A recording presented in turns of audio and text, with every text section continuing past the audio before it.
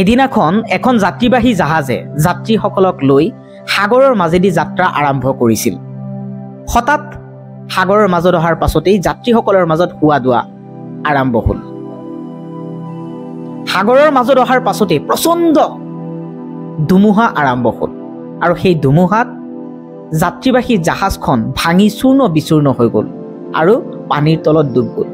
যিমানবোৰ যাত্ৰী আছিল সকলোবোৰ মৰিল, এজন মাত্ৰ জীয়াই আছিল আৰু অচেতন হৈ আছিল।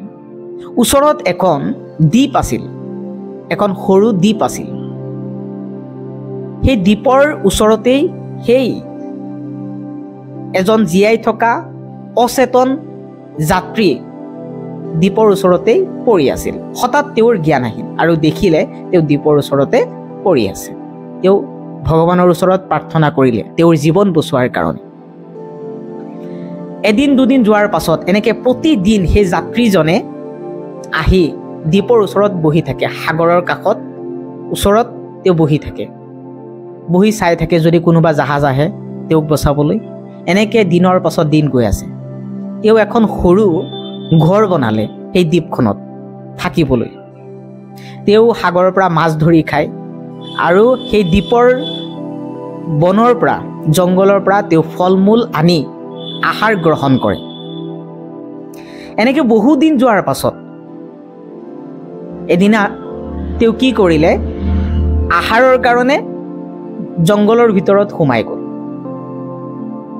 সোমাই আহাৰ লৈ আহি আছে। আহি দেখিলে যে তেওঁৰ সেই ঘৰখন, এখন সৰু ঘৰ বনাইছিলে, সেই ঘৰখন জুই লাগি পুৰি আকাশখন কলা হৈ গৈছে।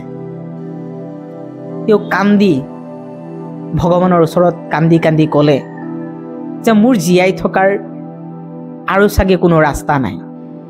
এখন সৰু ঘৰ বনালোঁ থাকিবলৈ, সেই ঘৰখনো পুৰি শেষ হৈ গ'ল। এনেকৈ তেওঁ কান্দি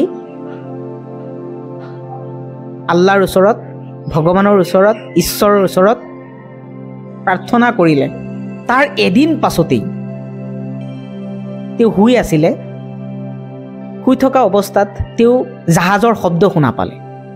তেওঁ উঠি, টোপনিৰ পৰা উঠি তেওঁ দেখিলে তেওঁৰ দ্বীপৰ ফালে এখন জাহাজ আহি আছে। তেওঁ আচৰিত হ'ল আৰু জাহাজখন অহাৰ পাছত জাহাজৰ কেপ্টেইনক তেওঁ ক'লে যে আপুনি কেনেকৈ জানিলে মই ইয়াত আছোঁ বুলি। তেতিয়া কেপ্টেইনজনে ক'লে যে আপুনিয়েইতো ধোঁৱা দিছে, এই ধোঁৱা দেখি মই ভাবিছোঁ যে তাত যাত্ৰী আছে, সেইকাৰণে বচাবলৈ আহিছোঁ।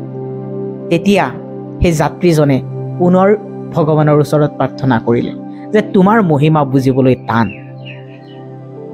যেতিয়া ঘৰখন পুৰিছিল মই কৈছিলোঁ যে মোৰ জীয়াই থকাৰ চাগে কোনো ৰাস্তা আৰু নাই, তুমি মোৰ এনেকুৱা অৱস্থা কৰিলা, আজিহে বুজি পালোঁ তোমাৰ মহিমা।